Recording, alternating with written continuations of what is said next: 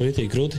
Bet, teiksim, nu tad, kad tu aizmauc uz štatiem, tad kaut kāds nu tā kā, tu atceries, ka tev bija kaut kāds kultūras šoks? Jo, nu, tad tev bija 6 gadi, tagad tev ir 36, jā? Jā. Tu tad 30 gadi atpakaļ.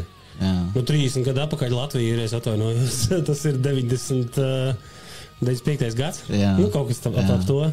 Nu, skaidrs, ka tu neko neatceries. Tas viss ir izmainījies. Tur, nu, labi, tās ēkas, viņas ir, varbūt viņas ir tās pašas, bet viņām fasādes ir remontētas un, nu, tas bardaks taču vairs nav kā bija 90. Kaut kā tur jūgla vispārībā, nu, komon. Nu, jūgla ir pārbūvēta. Tur neko neatceros, pilnīgi. Es sākumā no baltas lapas bija pilnīgi viss. Un pagad tu biji Rīgas puika, ja? Jā. Rīgas puika. Man bija nereāls kultūras šoks, nereāls. Braucot uz Ameriku, ja? Abos variantos. Tad īstenībā man vecāki teica, ka mēs uz Disneylandu brauksim. Ko tu sīkajiem iestāstīs, ka tev jāpārvācās ir? Viņam jau kaut kā smadzenes strādās 5-6 gados un tev jāpasaka, ka tu lidos kaut kur.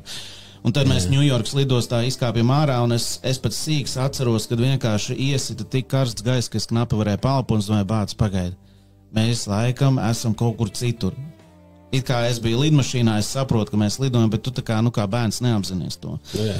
Bet tad tev pasaka, būs uz skolu jāien, tā pagaida. Kur Disneylands? Jā, tu man tā kā... uzreiz. Iekrita nereāli tur. Nekāds Disneylands uz skolu. Uzreiz pataisnot šucīti.